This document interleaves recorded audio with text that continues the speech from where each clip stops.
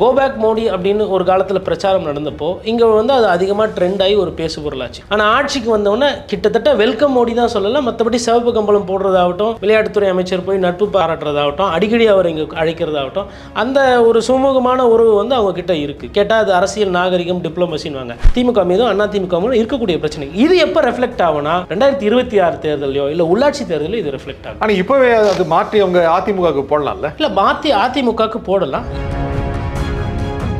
அப்போ பிஜேபி பிடிக்கலையா அந்த ஓட்டு திமுகவுக்கு வரும், திமுக பிடிக்கலையா அந்த ஓட்டு அண்ணா திமுகவுக்கு போகும். இப்போ பிஜேபி அண்ணா திமுக ஒருவேளை சேர்ந்து இருந்தா அந்த எதிர்ப்பு ஓட்டுகள் ஒன்றா வரும், திமுக எதிர்ப்பு ஓட்டுகள். பட் அந்த திமுக எதிர்ப்பு ஓட்டுகள் பாஜக எதிர்ப்பு ஓட்டுகளை விட குறைவாக இருக்குது. அதனால தான் அந்த ஸ்வீப். அமித்ஷா வந்து ஒரு பிரச்சாரத்தில் செப்டம்பர் மாதத்தில் போன தேர்தலுக்கு முன்னாடி வந்தாங்க. அப்போ வந்து இந்த திராவிட கழகம் வந்து இந்த நாட்டையே வந்து ஊழலாக்கி வச்சிருக்காங்க எல்லாம் பேசிட்டு 3-4 மாதம் கழிச்சு திருப்பி சேர்ந்து ஓபிஎஸ் ஐயாவோட ஒரு மேடை பேச்சில் பேசினார். அப்போ பேசுறது ஒன்றா இருக்குது, செயல்பாடு வேறையா இருக்கு. அப்போ இதெல்லாம் தமிழக மக்கள் கூர்ந்து கவனிப்பாங்க. ஸ்டேட் அசெம்பிளி எலெக்ஷன் வந்தப்போ அந்த இடைத்தேர்தலில் அதிமுக அதிகமான இடத்துல வெற்றி பெறதை பார்த்தோம். அப்போ அந்த நேரத்தில் அவங்க நிறைய செலவு பண்ணாங்க, நிறைய தேர்தல் வேலை அதிமுக பார்த்தாங்க. அப்போ திமுக அந்த அளவுக்கு சரியா பண்ணலையான்ற முதல் கேள்வி. இன்னொன்று,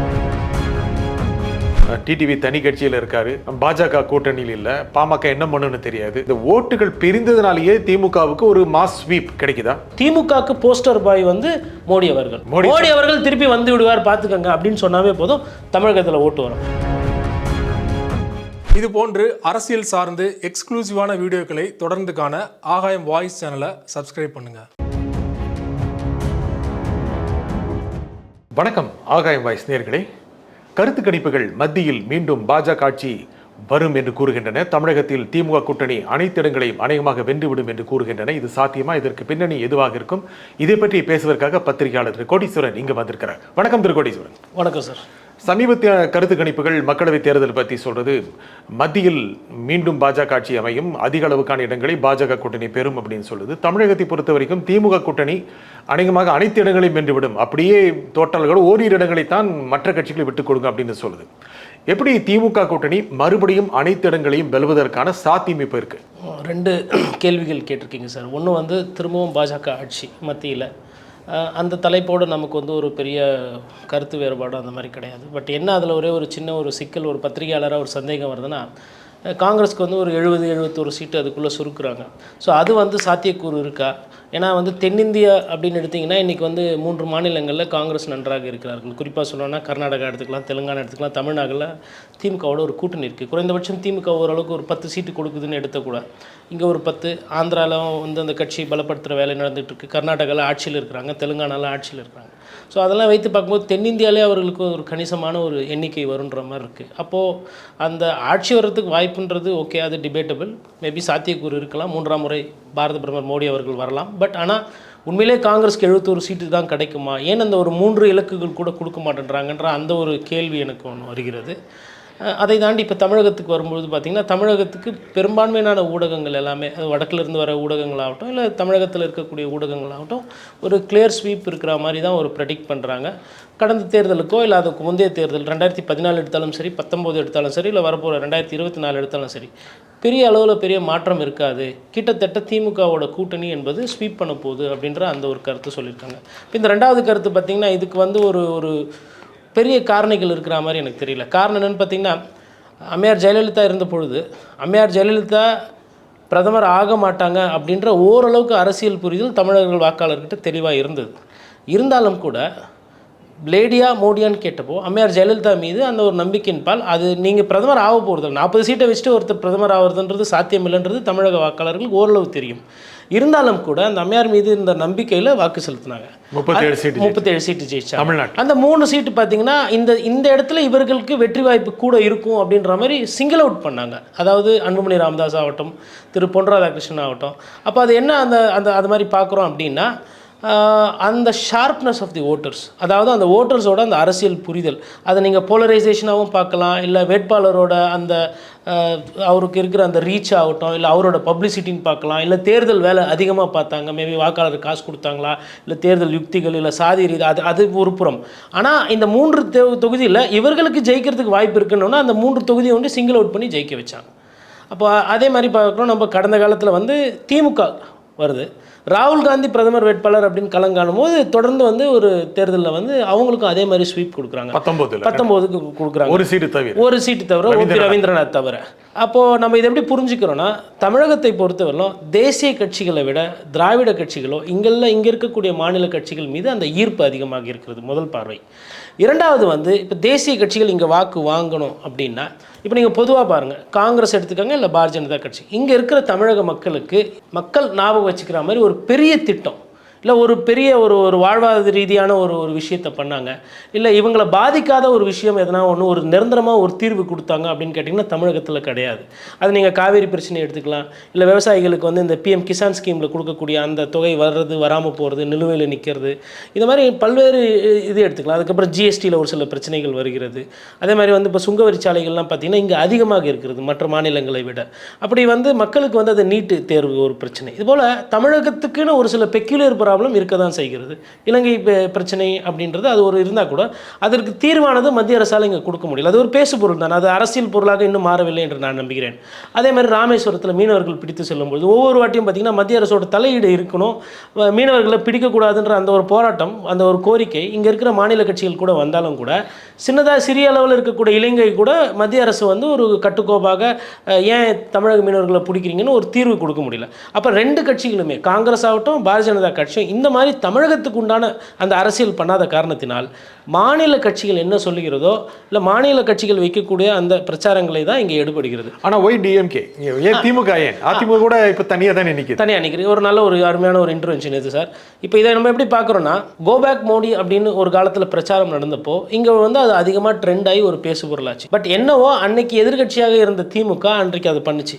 ஆனால் ஆட்சிக்கு வந்தவொடனே கிட்டத்தட்ட வெல்கம் மோடி தான் சொல்லலாம். மற்றபடி சிவப்பு கம்பளம் போடுறதாகட்டும், விளையாட்டுத்துறை அமைச்சர் போய் நட்பு பாராட்டுறதாகட்டும், அடிக்கடி அவர் இங்கே அழைக்கிறதாகட்டும், அந்த ஒரு சுமூகமான உறவு வந்து அவங்க கிட்ட இருக்குது. கேட்டால் அது அரசியல் நாகரிகம், டிப்ளமசின்வாங்க. இதே அரசியல் நாகரிகம் அதிமுக காலத்தில் எங்கே போச்சுன்னா அதற்கு பதில் இல்லை. அப்போ இது வந்து எப்படி பார்க்குறோன்னா, ஒய் DMK அப்படின்னு பார்த்தீங்கன்னா, DMK-வானது வந்து காங்கிரஸோட கூட்டணின்றது அது 2G குற்றச்சாட்டு அந்த மாதிரி விஷயமா எடுத்துக்கிட்டாலும் சரி, இல்லை UPA 1ல் அங்கமாக இருந்ததாலும் சரி, இல்லை சேது சமுதிரம் திட்டம் ஒன்று கொண்டு வந்து அது செயல்படாமல் பாதியில் கைவிட்டு போனதாகட்டும், இல்லை கருத்து ரீதியாகட்டும், இல்லை சமூக நீதி, சமத்துவம், இந்த மாதிரி விஷயங்கள், அதாவது நான் எல்லாத்தையுமே சொல்கிறேன், இல்லை குடும்ப அரசியல். அப்போ என்ன ஆகுதுன்னா நேச்சுரல் ஆலி, அதாவது இவர்கள் ரெண்டு பேரும் கொள்கையை தாண்டி இவர்கள் நடந்தக்கூடிய அந்த வாரிசு அரசியல் ஆகட்டும், ஊழல் குற்றச்சாட்டுகள் ஆகட்டும், இல்லை சமூக நீதி பேசுகிறதாகட்டும், இல்லை மக்களை வந்து சாதி ரீதியாக மத ரீதியாக பிளவுபடுத்தாமல் ஒரு ஆட்சியை கொண்டு போகணும் அப்படின்றது, இதிலெல்லாம் வந்து இவங்க ரெண்டு பேரும் ஒத்துமையாக இருக்கிறாங்க.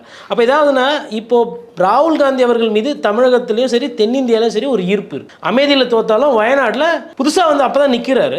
ஆனால் லட்சக்கணக்கான வாக்கு வித்தியாசத்தில் ஜெயிக்கக்கூடிய ஒரு சூழ்நிலையை பார்க்க. நீங்கள் இந்த இந்த நிகழ்ச்சியோட முதல் பதிலே சொன்னது, தமிழக மக்கள் ரொம்ப கூர்மையாக இருக்காங்க, ஷார்ப்பாக இருக்காங்க. ஜெயலலிதா பிரதமர் ஆக மாட்டாங்கன்னு இருந்து கூட தமிழகத்தில் 39 37 இடம் கொடுத்தாங்க. ராகுல் காந்தி பிரதமர் ஆவாராங்கிற சந்தேகத்தில் கூட அவர் மீது ஈர்ப்பு கொண்டு வாக்கு கொடுத்துருவாங்களா தமிழக மக்கள்? இல்லை, அது வந்து போன தேர்தலில் கொடுத்தாங்க, 2019 கொடுத்தாங்க, 2014 கொடுத்தாங்க. இப்போ 2024 ஏன் கொடுக்கக்கூடாது அப்படின்னா, இல்லை ஏன் கொடுக்கணும்னா ரெண்டுமே கிட்டத்தட்ட ஒன்று தான். அதாவது பாரத பிரதமர் அவர்கள் மீது ஏதோ வந்து இங்கே வந்து அவர்களுக்கு ஒரு முகசுளிப்பு தன்மை இருக்குது. அதாவது ஒட்டுமொத்த இந்தியாவுமே மோடி அவர்கள் தான் மீண்டும் வரணும்னு சொல்லிட்டு போன தேர்தலில் போட்டப்பவும் போடலை. சரி, அறிமுகமாக முறையாக அவர் இன்ட்ரடியூஸ் பண்ணும்பொழுதும் அவரோட பேச்சோ இல்லை அவரோட பிரச்சாரமோ இங்கே எடுபடலை. இப்போவும் பார்த்தீங்கன்னா வந்து அந்த தன்மையானது இருக்கு இல்லையா. அதாவது இது நீங்கள் ஒரு பிரதமர் என்பவர் வந்து பார்த்தீங்கன்னா எப்படின்னா ஒரு எல்லா விதமான மக்களுக்கும் வந்து ஒரு பொதுவான ஒரு ஆளாக இருக்கணும். இதை எதுக்கு நான் திரும்ப சொல்கிறேன்னா, நம்ம பார்த்தோம் திருச்சி விமான நிலையத்தில் திறப்பு விழாக்கு ஐயா வராரு, அதே மாதிரி ராமேஸ்வரம் கோயிலுக்கு போகிறாரு, ஸ்ரீரங்கம் கோயிலுக்கு போய் சாமி கும்பிட்றாரு. ஆனால் இதே தூத்துக்குடியிலையோ தென்காசிலையோ கன்னியாகுமரியிலையோ மக்கள் வெள்ளத்தில் பாதிக்கப்பட்டப்போ ஐயா வரல. அதே மாதிரி சென்னை, செங்கல்பட்டு, திருவள்ளூர், காஞ்சிபுரம் எடுத்திங்கன்னா மக்கள் வெள்ளத்தால் பாதிக்கப்பட்டாங்க. ராஜ்நாத் ஐயா வந்தார் இல்லை, வந்தாங்க, ஆனால் பணம் வரவில்லை. அதாவது மக்களை பொறுத்தவரை நான் என்ன சொல்கிறேன்னா, இப்போது ஒரு 5000 கோடி அல்ல ஒரு 10,000 கோடி ஒதுக்கி பாதிக்கப்பட்ட மக்களுக்கு ஒரு 2000 மத்திய அரசு மூலிமா வங்கியிலையோ இல்லை காசாக கொடுக்குறாங்க, இல்லை கொடுத்துருந்தாங்க அப்படின்னா வாக்கு சதவீதம் மாறும்னா மாறும். மக்களை பொறுத்தவரைக்கும் ரொம்ப தெளிவாக இருப்பாங்க. வாக்கு சதவீதம் மாறும், வெற்றி கிடைக்குமா? இல்லை, வெற்றியும் கிடைக்கும். நீங்கள் வந்து இப்போது உத்தரப்பிரதேசத்துலேயும் குஜராத்லேயும் உங்களை ஏன் வந்து நேசிக்கிறாங்க அதிகமாக? காரணம், மொத்தமாக வரக்கூடிய பணத்தை எடுத்துகிட்டு போய் நீங்கள் அங்கே முதலீடு செய்கிறீங்க, அங்கே ரேஷன் அரிசி இப்போ ஃப்ரீயாக கொடுக்குறீங்க. இதெல்லாம் முன்னாடியே தமிழகம் பண்ணிவிட்டது. இந்த மாதிரி ஒரு சில திட்டங்கள்லாம் அங்கே நல்லா பண்ணுமோ அந்த மக்கள் நினைக்கிறாங்க இந்த ஆட்சி நல்லா தானே இருக்குன்னு அவங்க ஓட்டு போடுறாங்க. பட் தமிழகம் வரும்போது ஒரு சில விஷயங்கள் ஆல்ரெடி பண்ணியாச்சுங்க. அதாவது சமூக நீதி பேசின காலத்திலே வந்து உங்களுக்கு வந்துட்டு மேல் நியூட்ரிஷன் வந்து கம்மியாக இருந்தது, ஹங்கர் இண்டெக்ஸ் கம்மி, எஜுகேஷன் ரேஷியோ ஜாஸ்தி தமிழகத்தை பார்க்கும்போது, ஆங்கிலம் பேசக்கூடிய அந்த இண்டெக்ஸ் பார்த்திங்கன்னா அதிகம். இந்த மாதிரி நிறைய காரணிகள் இருக்கும்பொழுது இவர்கள் பண்ணுகின்ற அந்த ஒரு தானமோ இல்லை ஒரு அரசியல் ரீதியான விஷயங்கள் பார்த்திங்கன்னா இங்கே எடுபடவில்லை. அப்போது மோடி அவர்களை வந்து இங்கே ஒரு பிரைம் மினிஸ்டர் கேண்டிடேட்டாக நிறுத்தினாலும் சரி, இல்லை பிரைம் மினிஸ்டர் இவர் தான் திருப்பி சொன்னாலும் சரி, 2 எலெக்ஷனில் ஓட்டு போடல. அப்போ என்ன மாறி இருக்கு இந்த எலெக்ஷனில் ஓட்டு போடுறதுக்குன்னா எனக்கு ஒரு பத்திரிகையாளராக ஒரு காரணம் தெரியவில்லை. ஒன்று நீங்க யூஸ் பண்ண வேர்டு என்ன வார்த்தையை பயன்படுத்தினீங்கன்னா முகசுளிப்பு இருக்குன்னு நீங்க. வெறுப்புகிற சொல்லலை. 2019 மோடி எதிர்ப்பு பலமா இருந்துச்சு, இப்போ அது முகசுளிப்பு அளவுக்கு குறைஞ்சிருச்சா? இல்லை, அதாவது எதிர்ப்பு முகசுளிப்பு நான் கொஞ்சம் நாகரிகம் கருதி அது எதிர்ப்புன்னு சொல்லலை. ஒன்றும் இல்லைங்க, நீங்கள் ஒரு பெட்ரோல் பங்க் போகிறீங்க, பெட்ரோல் போடுறீங்க, உக்ரைன் போராட்டம் பிரச்சனை அப்போ அந்த போர் அப்போ வந்து நமக்கு 30-35 விழுக்காடு ரஷ்யாவிலேருந்து கம்மியாக வந்து க்ரூட் ஆயில் கிடச்சிது. அப்பொழுது அதை கொடுத்துருக்கலாம்.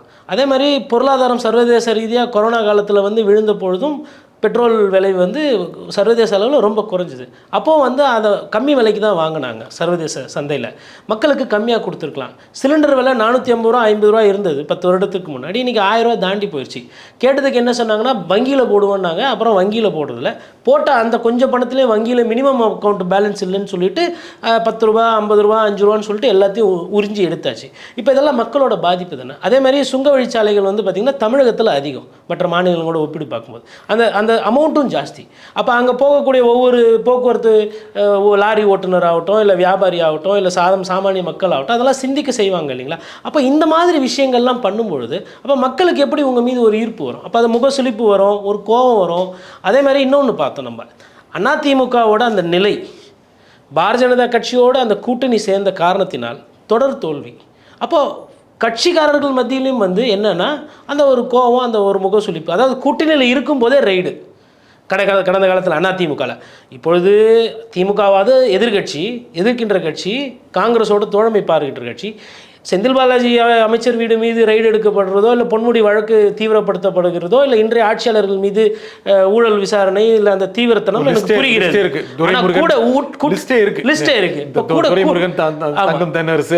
இன்னும் நிறைய வருகிறது. இப்போ கூட கூட்டணியிலே இருக்கும் பொழுது எம்ஆர் விஜயபாஸ்கர், சி விஜயபாஸ்கர், தங்கமணி, வேலுமணி, இன்னும் சுருக்க போனால் சீஃப் செக்ரட்டரியோட அலுவலகம் கூட வந்து லஞ்ச ஒழிப்புத்துறையால் இல்லை அமலாக்கத்துறையால் விசாரிக்கப்பட்டது.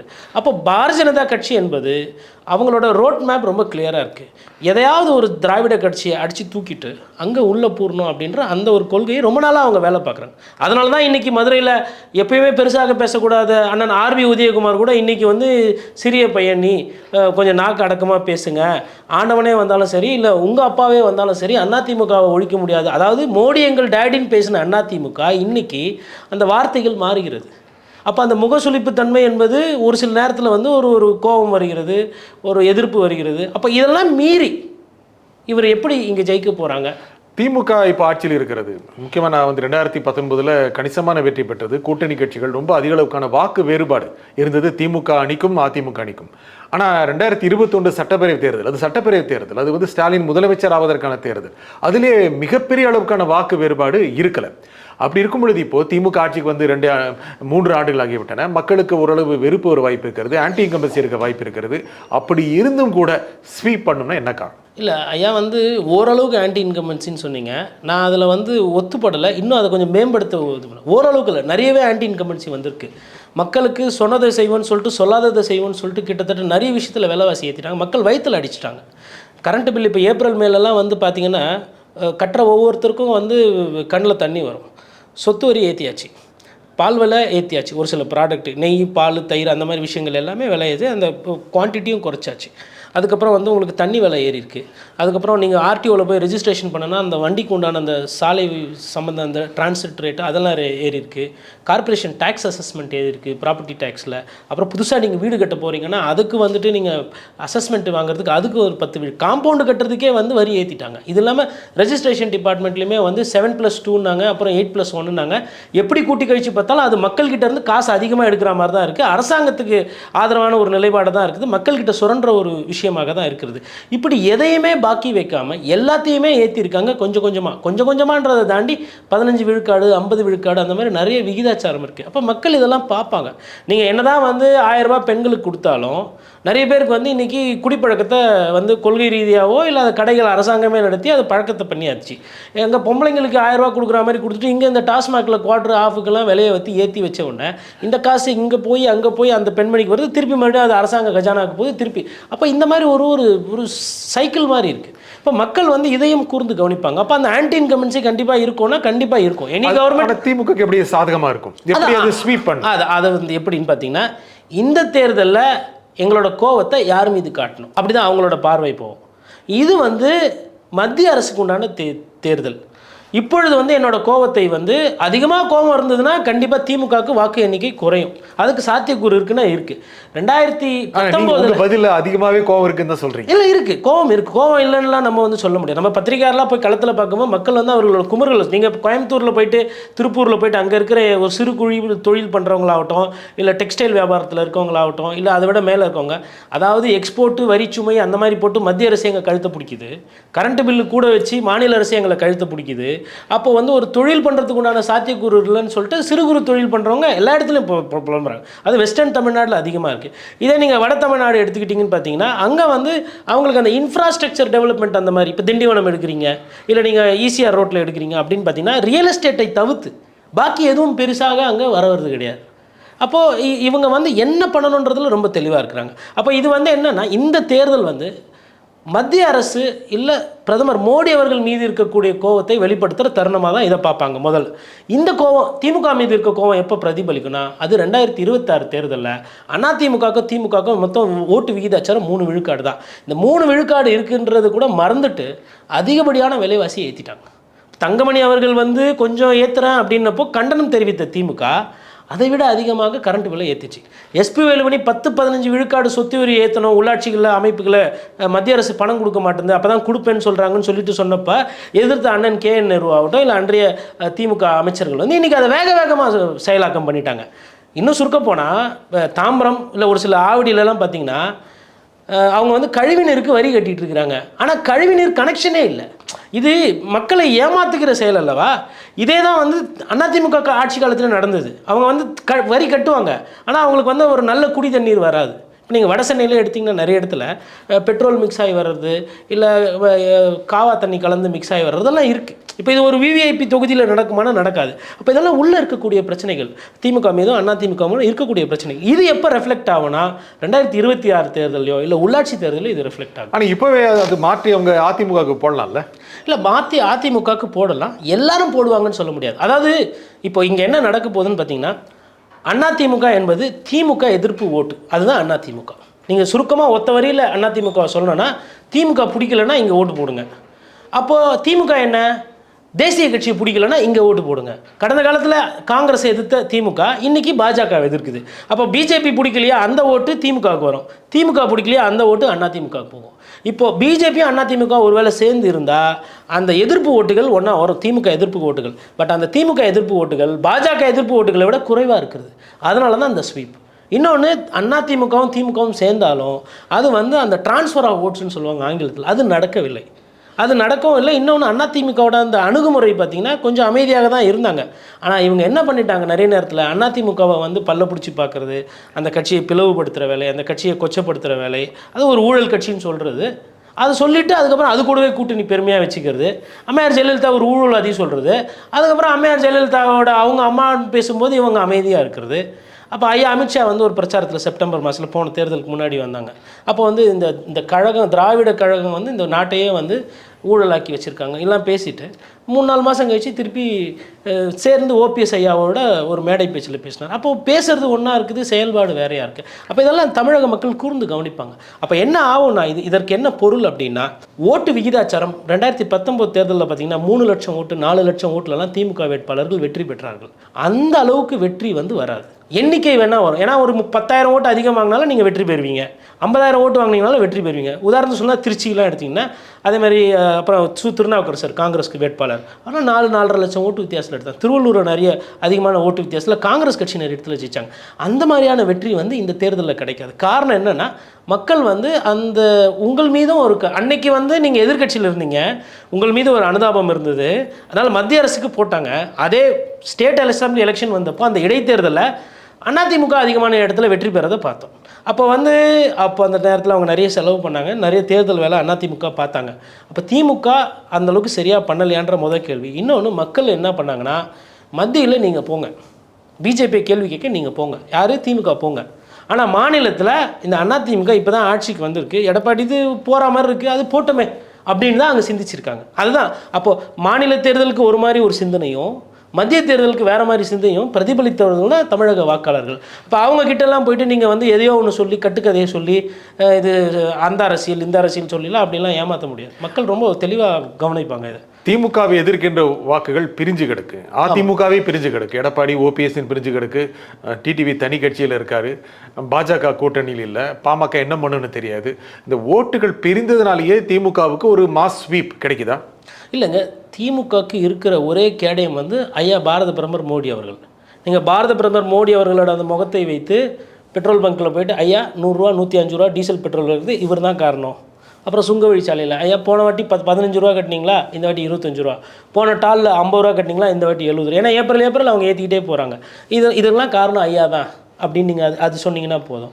அதேமாதிரி சிலிண்டர் போகும்போது நம்ம பார்த்தோம், ஆந்திராவில் தெலுங்கானாலெல்லாம் பண்ணாங்க. சிலிண்டர் பின்னாடி ஐயா மோடி அவர்களோட படத்தை ஒட்டி சிலிண்டர் விலைக்கு இவர் தான் காரணம். இந்த மாதிரி மத்திய அரசால் பாதிப்பு உண்டான திட்டங்கள் இருக்கு இல்லைங்களா, நீங்கள் அதை சொன்னீங்கனாலுமே போதும். திமுகவுக்கு போஸ்டர் பாய் மோடி அவர்கள். மோடி அவர்கள் திருப்பி வந்து விடுவார் பார்த்துக்கங்க அப்படின்னு சொன்னாவே போதும், தமிழகத்தில் ஓட்டு வரும். அதை விட்டு நீங்கள் உங்கள் கட்சி பெருமை பேசுகிறீங்க, திமுக பேரியக்கம் அப்படி இப்படின்னா இருக்கிற ஓட்டும் குறைய ஆரம்பிச்சிடும். ஏன்னா அந்த கட்சியில் இன்றைக்கி என்ன சொல்கிறது, ஒரு சில விஷயங்கள் சரியா இல்லை. அதாவது நீங்கள் கண்ணை மூடிக்கிட்டு சொல்லலாம் இன்றைக்கி திமுகவில் வேட்பாளர் யார் அப்படின்ற அளவுக்கு போயிடுச்சு. புதியவர்களுக்கு வாய்ப்பு இல்லை, குடும்ப அரசியல் தான் இன்னும் ஆதிக்கமாக இருக்குது, ஊழல் குற்றச்சாட்டுகள் ஆனவங்களுக்கே திருப்பி சீட்டு கொடுக்கறது, இவ்வளோ பிரச்சனை இருந்தும் அந்த Modi strong anti incumbency of Modi is so stronger. அதனால் அதை வீழ்த்த முடியல. இப்போ அங்கே மோடி அப்படின்ற ஒரு விஷயம் இல்லை திமுக பாஜகவோட சமரசம் செய்யுதுன்னா, ஆந்திராவில் தெலுங்கு தேசம் கட்சிக்கு என்ன ஆச்சு? சந்திரபாபு நாயுடு பார்த்தோம், ஒரு 7-8 வருஷம் அந்த பொலிட்டிக்கல் லேண்ட்ஸ்கேப்பில் இருந்தே ஒரு மிகப்பெரிய தலைவர், ஒரு ஆளுமை, என்டிஏவோட அந்த ஒரு கூட்டணியை உருவாக்கிய ஒரு சிற்பி, அவர் நாளடைவில் ஒன்றுமே இல்லாமல் போனதை பார்த்தோம். கிட்டத்தட்ட அந்த நிலைமைக்கு திமுக போயிடும். திமுக ஒன்றும் இல்லை, பிஜேபியோட சமரசம், இல்லை பிஜேபியோட அமைதியாக போகிறாங்க, இல்லை பிஜேபியோட கூட்டணி, இதில் எந்த ஒரு தன்மைக்கு அவங்க சென்றாலும் இருக்கிற வாக்கு வங்கியும் போயிடும் அவங்களுக்கு. அதிமுக பிரிஞ்சு கிடக்கு, ஓபிஎஸ் பிரிஞ்சு போயிருக்காரு, அவருக்கு மிகப்பெரிய வாக்கு வங்கி இருக்கா இல்லைன்னு தெரியல. அவர் எந்த பகுதியிலிருந்து வராரோ அந்த பகுதியில் அவர் சார்ந்த சமூகத்தினர் அதிக அளவுக்கான வாக்குகள் கொடுக்குற இந்த சமயத்தில் அதிமுக 20% கீழே போயிடும். அதிமுக கூட்டணியே இல்லை, இப்போ கூட்டணி அமையாத சமயத்தில் இந்த கருத்து கணிப்பு அப்படி இருந்து கூட நல்ல ஒரு ஃபைட்டு கொடுக்குற மாதிரி இந்த கருத்து கணிப்புகள் தெரியுது. கிட்டத்தட்ட அவங்க கூட 2-3 சீட்டு ஜெயிப்பாங்க, இல்லைன்னா அவங்களும் கிட்டத்தட்ட 28-30% வாக்கு எடுப்பாங்க. அப்படின்னா அது என்ன காரணமாக இருக்கும் அதிமுக ஒரு நல்ல ஃபைட்டு கொடுக்கறது? அதாவது அதிமுக பார்த்திங்கன்னா கடந்த 8 தேர்தலில் தொடர் தோல்வி இருந்தாலும் அந்த குறைந்தபட்சம் அந்த 20% வாக்கு 18% வாக்கை தக்க வச்சுக்குது. உச்சகட்டமாக அது 35-33 விழுக்காடுலாம் அம்மையார் ஜெயலலிதா காலத்தில் போச்சு. அப்போ அந்த டீக்ரடேஷன் ஆஃப் ஓட்ஸ்ன்னு சொல்லுவாங்க, ஓட் ஷேர் காணா போகுது, கொஞ்சம் கொஞ்சமாக குறைஞ்சி போயிட்டு இப்போ அது ஒரு இதுக்கு விட கீழே போக முடியாதுன்ற அந்த ஒரு நிலைக்கு வந்திருக்கிறது. அந்த நிலையில் அதற்கு வந்ததுக்கு காரணம் என்னென்னா, நீங்கள் சொன்ன மாதிரி அந்த பிளவுபட்ட அதிமுக, சசிகலா ஒரு சைடு இருக்காங்க, அமமுக, ஓபிஎஸ் அவர்கள், இதெல்லாம் இருந்தாலும் கூட இந்த வரப்போகிற தேர்தல் நேச்சுரல் செலெக்ஷனை நோக்கி போகிறது. நேச்சுரல் செலெக்ஷன் நம்ம என்ன பார்க்குறோன்னா, இந்த அதிமுக தலைவர்களில் இவங்க மீது எல்லார் மீதும் ஊழல் இருக்குன்னா குற்றச்சாட்டு, எல்லார் மீதும் ஊழல் குற்றச்சாட்டு இருக்குது. அதில் அம்மையார் சசிகலா அவர்கள் ஜெயிலுக்கே போயிட்டு வந்துட்டாங்க. ஐயா திரு ஓபிஎஸ் அவர்கள் மீது ஊழல் குற்றச்சாட்டுகளோ இல்லை குற்றச்சாட்டுகள் இருக்குன்னா இந்த ரியல் எஸ்டேட் பிரச்சனைகள் இப்போ ஒரு சிலதெல்லாம் வந்துக்கிட்டு இருக்குது. ஆமாம் இருக்கிறது. ஐயா திரு எடப்பாடி பழனிசாமி அவர்கள் மீது விசாரணைகள் இருக்கா, நிலுவைகள் இருக்குன்னா அதுவும் வழக்காடு மன்றத்தில் நிறைய நிலுவை இருக்குது. டிடி தினகரன் அவர்கள் ஆல்ரெடி அவர் மேலே கேஸ் இருக்குது, ஃபெரா கேஸு. அப்போ ஊழல் அப்படின்னு வரும்போது எல்லாம் ஒன்றாகிறாங்க. பாஜகவை தீர்க்கமாக எதிர்க்கிறது அப்படின்னும் போது இந்த 3 பேர் பெருசாக எதிர்க்கிறது இல்லை. சசிகலா அவர்களோ, டிடிவியோ இல்லை ஓபிஎஸ் அவர்களோ. எடப்பாடி பழனிசாமி அவர்கள் சமீப காலமாக எதிர்க்கிறது போல் ஒரு பிரச்சாரத்தை காட்டுகிறார். போல் ஆமாம் ஓகேங்களா. அப்போ இது 2வது தன்மை. 3வது ரொம்ப முக்கியமானது, அதிமுக என்பது வெறும் திமுகவை எதிர்ப்பது ஒண்டி தான் அப்படின்னு நினச்சிட்டு இவங்கெல்லாம் ஒரு பிரச்சாரம் பண்ணுறாங்க. அது ஒண்டி கிடையாது. மக்களுக்கு உண்டான திட்டங்களை செய்வது, மக்களுக்கு அன்றாடம் அவங்கள ஒரு பொலிட்டிக்கலி அவேராக வச்சுக்கிறது, பிரச்சாரம் பண்ணுறது, அந்த இடத்துல கோட்டை விட்றாங்க. அதை அதிகமாக யார் பண்ண போகிறாங்களோ அவர்களுக்கு இந்த தேர்தலில் கணிசமான வாக்கு. இதை தாண்டி சாதி ரீதியாக சில பிரச்சனைகள் அதிமுகவுக்கு காத்திருக்கிறது. ஓபிஎஸ் ரீதியான பிரச்சனை அப்படின்னா முக்குலத்தோர் வேளாள கவுண்டர் இவங்களுக்குள்ள பிரச்சனை இல்லை, அவங்களுக்குள்ள இல்லை. அதாவதுங்க அவங்க என்ன நினைக்கிறாங்கன்னா, ஓபிஎஸ் அவர்களுக்கு முக்கியத்துவம் கொடுக்காதது, இல்லை சசிகலா அவர்களுக்கு முக்கியத்துவம் கொடுக்காது, டிவி தினகரன் ஓரம் கட்டப்பட்டது, ஒரு சில இடத்துல வந்து அது வந்து அதிமுகவுக்கு ஒரு டென்ட்டை ஏற்படுத்தும். கண்டிப்பாக வாக்கு விகிதாச்சாரம் குறையும். பட் அதை தாண்டி எடப்பாடி பழனிசாமி எந்த அளவுக்கு செயல்பட போறாருன்றது தான் கேள்வி. இன்னைக்கு வந்து ஃப்ராங்க்லி ஸ்பீக்கிங் வந்து இந்த 3 பேரை விட அவர் பொலிட்டிக்கலி கிராஃப் மேலே போயிடுச்சு. அதாவது வேஷ்டி கட்டுறதுலேருந்து ஆரம்பித்து அந்த வங்கி கணக்கு, அந்த அதிமுகவோட தலைமை பில்டிங் ஆகட்டும், கட்சியோட சின்னமாகட்டும், எல்லாத்தையுமே வந்து வழக்காடு மன்றமோ இல்லை வந்து பிரச்சாரமோ இல்லை வந்து ஏதோ ஒன்று சொல்லி அவர் வந்து அவர் கையில் வச்சிருக்கிறார். அப்போ எதுவுமே இல்லை அப்படின்னு நம்ம சொல்ல முடியாது. இன்னொன்று, அதிமுக பிஜேபியோட கூட்டணி வைத்துக்கொண்டு ஊழல் குற்றச்சாட்டுகளுக்கு ஆளாகி 10 வருஷம் ஆளுங்கட்சியாக இருந்து அம்மையார் ஜெயலலிதா இறந்த பிறகு ஓபிஎஸ் அவர்களோட இவங்களோட குடுமிப்பிடி சண்டை, சசிகலா அவர்களோட கட்சியை விட்டு நீக்கியாச்சு, அமமுக தனி கட்சியை தொடங்கி விட்டது. இவ்வளோ விஷயங்களுக்கு நடுவில் ஒரு 60-66 சீட்டு ஜெயிக்கிறதுன்றது சாமானிய விஷயங்கள். இது எடப்பாடி பழனிசாமி அவரோட அந்த ஆளுமை வல்லுமை அப்படி நான் பார்க்கவில்லை. மக்கள் வந்து அந்த இரட்டை இலை மீது இன்னும் அவர்களுக்கு அந்த ஈர்ப்பு இருக்கிறது, தொடர் ஈர்ப்பு. அதாவது இரட்டை இலையை பாற்றால் நான் வந்து எனக்கு யாருன்றதெல்லாம் முக்கியம் இல்லை, அதுக்கு போட்டு கை ஓட்டு போட்டு பழக்கமாக இருக்கு, அமைக்கிடுவேன். எம்ஜிஆர் சின்னம் அம்மையார் ஜெயலலிதா அதுக்கப்புறம் பண்ணாங்க. அதேமாதிரி உதயசூரியனை பார்த்தா எனக்கு இதுக்கு போட்டே பழக்கப்பட்டுட்டேன், அண்ணாவோட கட்சி இது, அதுக்கப்புறம் கலைஞர் இருந்தார், அதனால் அப்படி தான் போட்டேன். அந்த மாதிரி அந்த சிஸ்டம் இருக்குது. இன்னும் இதை உடச்சி சொன்னோன்னு பார்த்தீங்கன்னா, உங்களுக்கு பாராளுமன்ற தேர்தல் பார்த்தீங்கன்னா நமக்கு வந்து 72 விழுக்காடு வரலும் வருங்க ஆவரேஜாக ஓட்டு. கடந்த ஒரு 5-6 தேர்தலில் சட்டமன்ற தேர்தல் பார்த்தீங்கன்னா 76 விழுக்காடு வரலும் போகும் இந்த போல் பர்சன்டேஜ். இதில் 50லேருந்து 55 விழுக்காடு ஓட்டு விகிதாச்சாரம் பார்த்தீங்கன்னா திமுக அதிமுக கிட்ட தான் இருக்குது. அதில் ப்ளஸ் மைனஸ் ஆகும். ஆனால் இந்த ரெண்டுத்தையும் சேர்த்துனீங்கன்னா 50 to 55% ஆஃப் ஓட்ஸ் வந்து இந்த 2 பார்ட்டி கிட்ட தான் இருக்குது. மிச்சம் இருக்கிற அந்த 20% ஓட்டு 22% ஓட்டு தான் பார்த்தீங்கன்னா அது ஒரு 3வது முகமாகவோ இல்லை ஒரு புதிய கட்சியாகவோ இல்லை நாம் தமிழர்கள் சமீபத்தில் வர்றது இல்லை நோட்டாக்கு போகிறது இல்லை பாஜக போகிறது அப்படி பிரிஞ்சு போகுது. அப்போ இன்னும் அந்த பைபாலர் பாலிடிக்ஸ்லேருந்து இன்னும் தமிழகம் வந்து விடுவிக்கப்படவில்லை. ஆனால் அதில் தான் இருக்குது. நீங்கள் பிஜேபி சொன்னீங்க, பிஜேபி கூட ஒரு 15% வாக்கு எடுக்கும், அந்த கூட்டணி கூட ஓரிரு இடங்கள் வெல்லும் அப்படின்னா கருத்து கணிப்புகள் சொல்லுது. அதுக்கு சாத்தியம் இருக்குன்னு நினைக்கிறீங்களா? கூட்டணியே மறந்துடுங்க, பிஜேபி தாமரைன்றதை மறந்துடுங்க. நான் ஒரு சில வேட்பாளர்கள் பேர் சொல்கிறேன். ஐயா ஏசி சண்முகம், வேலூரில் அவர் நீங்கள் ஒரு கேண்டிடேட்டாக போகிறீங்க, இல்லை திருவண்ணாமலையில் அவர் ஒரு கேண்டிடேட்டாக போட்டு எதிரில் கொஞ்சம் வீக்கான கேண்டிடேட் இல்லை ஸ்ட்ராங்கான கேண்டிடேட் இருந்தாலும் அவருக்கு தனிப்பட்ட முறையில் ஜெயிக்கக்கூடிய செல்வாக்கு இருக்குது, தாமரையிலே நின்னாலும் கூட. அதே மாதிரி பாரிவேந்தர் பச்சமுத்து அவர்கள், அவருக்குமே வந்து அவருக்குன்னு ஒரு தனி ஒரு செல்வாக்கு, பணபலம், படைபலம், அந்த அவருக்குன்னு ஒரு இயக்கம், அவருக்கு ஓட்டு போடுறதுக்குன்னு ஒரு ஊர் மக்கள் அது இருக்க தான் செய்கிறாங்க. அப்போ பெரம்பலூரில் நிற்கிறாரு, இல்லை வேறு அது பக்கத்தில் ஏதோ ஒரு தொகுதியில் நிற்கிறாரு, அவர் திருச்சி பக்கத்தில், அப்படின்னா அவருக்கும் வந்து வாக்கு வரத்துக்கு வாய்ப்பு இருக்குது. இது 2வது கேள்வி. பொன் ராதாகிருஷ்ணன், என்னதான் நம்ம வந்து திராவிட பெருமை பேசினாலும் இல்லை தமிழகத்தில் இல்லைனாலும் கன்னியாகுமரியில் பாரதிய ஜனதா கட்சி நல்லா வளர்ந்து செங்குத்தாக உட்காந்துருக்கு. கன்னியாகுமரியில் அவங்களுக்கு நல்லாவே இருக்குது ஓட் ஷேர். நாகர்கோவில் முனிசிபாலிட்டி ஜெயிக்கிற அளவுக்கு அவங்களுக்கு தெம்பு இருக்குது. மேயர் எலெக்ஷனில் 1வது 2வது அளவுக்கு அவங்களுக்கு தெம்பு இருக்குது. முனிசிபாலிட்டி கையகப்படுத்துகிறாங்க, கவுன்சிலர் எலெக்ஷன் துணிச்சதாக ஜெயிக்கிறாங்க. அப்படின்னும் போது கன்னியாகுமரியில் ஒரு கணிசமான வாக்கு அங்கே இருக்குது. அங்கே ஒரு நல்ல கேண்டிடேட்டை போடுறீங்க அப்படின்னா அங்கேயுமே வந்து வெற்றி பெறதுக்கு உண்டான வாய்ப்பு இருக்குது. இப்போ ஊட்டி எடுத்துக்கோங்க, ஐயா திரு எல் முருகன் இன்றைக்கி வந்து மத்திய அமைச்சர். அவர் மத்திய அமைச்சர் வேலையை விட்டுட்டு இப்போ நாளைக்கு காலையில் புறப்பட்டு போய் ஊட்டியில் நிற்கிறாரு. ஊட்டியில் வந்து தொடர் பிரச்சாரம் பண்ணுறாரு, வாக்காளர்களுக்கு எல்லாத்தையும் வாரி கொடுக்குறாரு. அவர் 2.5 வருஷமாக அரசியலில் என்னென்னலாம் சம்பாரிச்சாலோ நல்ல பேரோ பணம் புகழ் காசு எல்லாத்தையும் செலவு பண்ணுறாரு, இறைக்கிறார், இந்த மக்களோட அன்பு பாராட்டுறார், பழகுறாருன்னா பாரதிய ஜனதா கட்சியோட வேட்பாளர்ன்றதுனால தோக்கடிக்க போகிறதில்ல, ஐயா எல் முருகன் வெற்றி பெறணும்னு கூட ஓட்டு போடுவாங்க. அப்போது இந்த மாதிரி ஒரு பெரிய கட்சி நீங்கள் ஹெவி கேண்டிடேட்டை செலக்ட் பண்ணி நிறுத்தும் போது என்ன ஆகும்னா அந்த கேண்டிடேட்டோட முக்கியத்துவத்தினால ஜெயிக்கிறதுக்கு வாய்ப்பு இருக்குது. அப்படி தான் அந்த 2-3 வருதை தவிர்த்து மற்றபடி பாரதிய ஜனதா கட்சி வந்து வாக்கு வங்கியில் வளர்ந்துருக்கு 10 விழுக்காடு. அண்ணாமலையால் வளர்ந்துருக்கிறது, அண்ணாமலையால் வளர்ந்துருக்குன்றது அவங்க தொடர்ந்து சொல்கிறாங்க. நீங்கள் அண்ணாமலை அவர்களால் வளர்ந்துருக்கு அப்படின்னா ஐயா அமித்ஷா வரும்போதோ இல்லை மோடி அவர்கள் வரும்போதோ போக்குவரத்து பாதிப்பு நேச்சுரலாக நடக்கணும். இப்போ அன்நேச்சுரலாக நடக்குது. எப்படி? Z+ செக்யூரிட்டின்றதுனால காவல்துறை அங்கங்கே தடுப்பு போட்டு மக்களை நிறுத்துகிறாங்க. மக்கள் ஒரு 10,000 பேர் வந்துட்டாங்க ஐயா அமித்ஷாவை பார்க்குறதுக்கு, ஒரு 50,000 பேர் புறப்பட்டு வந்துட்டாங்க ஐயா மோடி அவர்களை பார்க்குறது. அது மாதிரி எதனா நம்ம செய்தி பார்த்தோமா? இப்போ கேப்டன் விஜயகாந்த் இறந்தார், அவரை பார்க்கறதுக்கு இறந்துட்டாருன்ற அந்த இன்னொன்று சாரசாரியாக கூட்டம், நம்ம எல்லாம் எதிர்பார்க்காத அளவுக்கு கூட்டம் வந்தது. இன்னும் நினைவிடத்துக்கு போகிறாங்க. இதுதான் புகழ், இதுதான் மக்களை ஈர்க்கிறது. அப்படி ஒரு பெரிய ஈர்ப்பு பாஜக தலைவர்களுக்கு இங்கே தமிழகத்தில் வந்திருக்குன்னா என் பார்வைக்கு தெரிந்தவரை இல்லை. அப்போ இது வந்து இந்த சமூக ஊடகத்தில் இந்த ட்வீட்டு போடுறது, ஃபேஸ்புக்கில் போடுறது, அதை பற்றி பேசுகிறவங்க மீது விமர்சனம் பண்ணுவது, இதுதான் சத்தம் அதிகமாக இருக்கிறது, வேலை குறைவாக இருக்கிறது.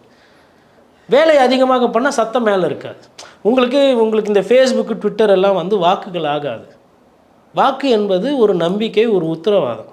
ஏன்னா நான் கஷ்டப்பட்டப்போ என் வீட்டில் வந்து பார்த்தியா, என் பிள்ளைகளுக்கு வந்து ஒரு சான்று வாங்கணும், ஒரு சாதி சான்றோ இல்லை ஒரு இன்கம், அதுக்கு நீங்கள் எதனா உதவி பண்ணிங்களா, என்னோடய பேர் உனக்கு தெரியுமா, கவுன்சிலர் எனக்கு நல்லா இது பண்ணுறாரா, எங்கள் தெருவில் நாய் இருக்குது, கரண்ட் இல்லை, கரண்ட்டு பிரச்சனை வருது, நைட்டு ஃபோன் பண்ணால் அரசாங்கம் அது சரியாக சரியுதா, விலைவாசிகள்லாம் கட்டுக்கோப்பாக இருக்கா, மக்கள் முன்னேறத்துக்கு உண்டான திட்டங்கள் இருக்கா, மாதம் அரசிடமிருந்து நமக்கு எதனா உதவித்தொகை வருதா, இவ்வளோ விஷயம் இருக்குது ஒரு ஓட்டை வாங்குறதுக்கு.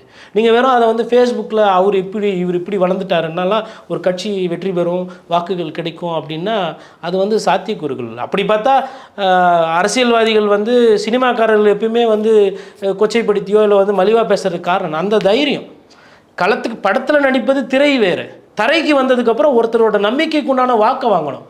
இப்படி வாக்கவே வாங்க முடியலையா, அது பூத் கேப்சரிங் பண்ணணும், இல்லை அங்கே வந்து திருட்டுத்தனமாக கள்ள ஓட்டு போடணும். இது எல்லாம் வந்து இவர்களுக்கு புதுசு. அப்போ பாரதிய ஜனதா கட்சி என்ன நினைக்கிறாங்க, ஒன்றும் இல்லைங்க, 16 சட்டமன்ற முன்னாள் உறுப்பினர்கள் நினைக்கிறேன் போய் சேர்ந்ததாக ஒரு செய்தி குறிப்பு வருது. செய்தி குறிப்பு வந்த அதே சிறு நேரத்தில் செய்தி கரெக்ஷன் போடணும்னு சொல்லிட்டு பாஜக தரப்பில் இருந்தில்ல அந்த பேர் இருந்தது பாருங்கள், அதில் ஒருத்தர் ஃபோன் பண்ணி பொள்ளாச்சின்னு நினைக்கிறேன், நான் வந்து அந்த கட்சியிலலாம் போய் சேரல, பாரதிய ஜனதா கட்சியில் நான் அதிமுகவில் தான் இருக்கேன், என் பேர் அந்த பத்திரிகை செய்தியிலேருந்து நீக்குங்கன்றாங்க. அப்போ இது என்ன மாதிரியான ஒரு மனநிலை பாருங்கள். அதே மாதிரி ஒருத்தர் போய் கட்சியில் போய் சேரணும்னு போகிறாரு, அவர் வந்து எப்போ உன் மேலே கேஸ் இருக்குது, வழக்கெல்லாம் இருக்குது, ஜெயிலுக்கு வான்னு கூப்பிட்டு போகிறாங்க காவல்துறை.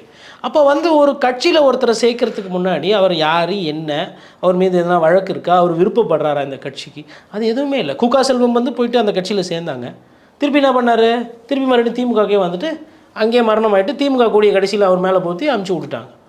அப்போ இதெல்லாம் வந்து என்னென்னா அந்த ஒரு நிலைப்பாடு, அந்த தன்மை, இந்த பாரதிய ஜனதா கட்சி என்பது இன்னும் வந்து தமிழகத்தில் தமிழர்களுக்கு பிடிக்கக்கூடிய அந்த அரசியல் தன்மை இருக்கு இல்லைங்களா, அதை வந்து இன்னும் அவங்க சரியாக கொடுக்கல.